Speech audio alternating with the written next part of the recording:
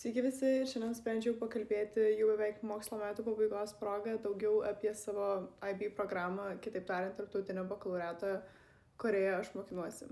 Tai šiaip, kadangi gaunu labai daug klausimų būtent apie šitą programą, galvoju padaryti dar atskirą video, kur galbūt papasakosiu daugiau detalių, bet dabar aš biškį dar parentinsiu, nes kaip tik mes dabar rašom bandomuosius tokius testus, egzaminus ir atsiskaitinėjom visus paskutinius darbus, tai kažkaip, nežinau, norisi išlieti kažkur viską. Ką manau? Tai kas nežinot, kas yra ta IB programa, tai siūlyčiau tiesiog paguglinti ir viską iš karto sužinosite. Bet jei neklystu, tai yra viena iš sunkiausių high school programų pasaulyje. Nežinau, bent jau kiek skaičiau, tai sakė, kad tikrai labai yra sunki. Ir visi taip sako. Tai yra visiškai kita sistema nei bet kokioj valstybiniai Lietuvos mokyklai. Ta prasme, viskas skiriasi. Daug kas šiaip klausia manęs, kaip aš pasirinkau ir kodėl aš pasirinkau eiti į IB. Tai realiai tai to pasirinkimo kaip ir nelabai buvo, nes aš nuo 5 klasės, aš šiaip fun fact, pradinės klasės ėjau į Balsių progimnaziją. Ir paskui aš pradėjau eiti nuo 5 klasės į Karalienės Mortos mokyklą.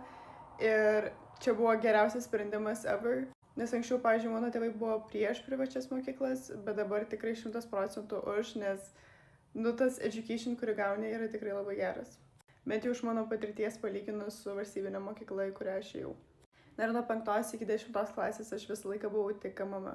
Būtent, nežinau, mūsų mokykloje tai nėra pasirinkimo nepasirinkti IB, nes visi, kas eina į 11-12 klasę mūsų mokykloje, automatiškai eina į tą programą. Tai realiai, baigus 10 klasę, nežinau, kažkaip kitas pasirinkimas, jeigu neįti į IB mano mokyklai, tai buvo keisti šūlę, o aš labai to nenorėjau.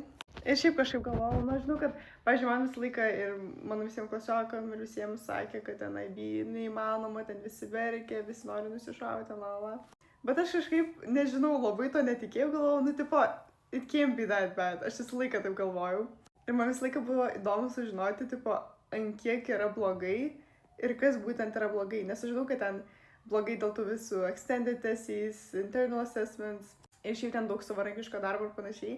Bet kažkaip man net tapo įdomu actually paexperiencinti tą IB ir pamatyti, ant kiek yra sunku, nežinau, čia labai keistai skamba. Žodžiu, šiaip pirmi metai šitie IB, pirmi ir dabar bus dar antri ir ačiū Dievui, nes aš trečių negalėčiau patempt turbūt. Šiaip jie prabėgo tikrai labai greitai, sakyčiau net per greitai. 11 klasė buvo tikrai tiesiog, lyg jos net nebuvo, aš nežinau, buvo, bet lyg jinai buvo sujungta su 10. Gerai, aš jau biškai užsikalbėjau, tai manau bus dar part 2 mano šito viso experience.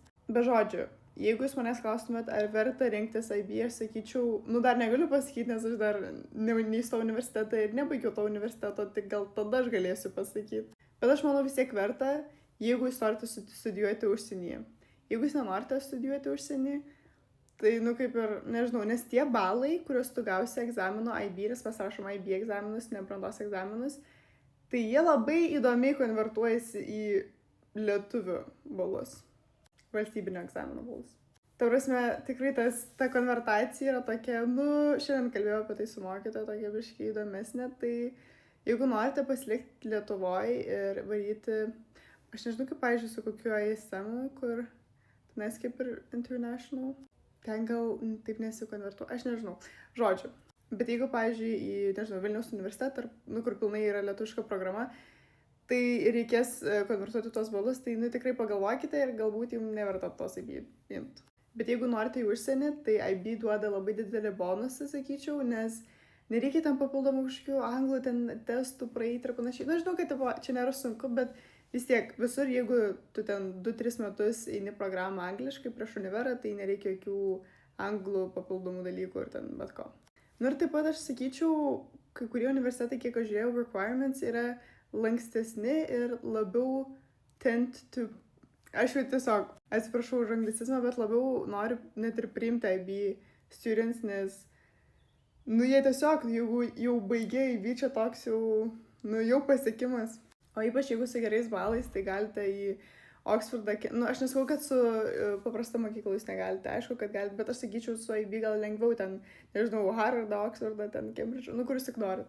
Bet jūs negalvokite, kad visi, kurie eina į IB, jie visi siekia tų Harvardo, Cambridge'o, nežinau, geriausių top universitetų, Ivy Leagues.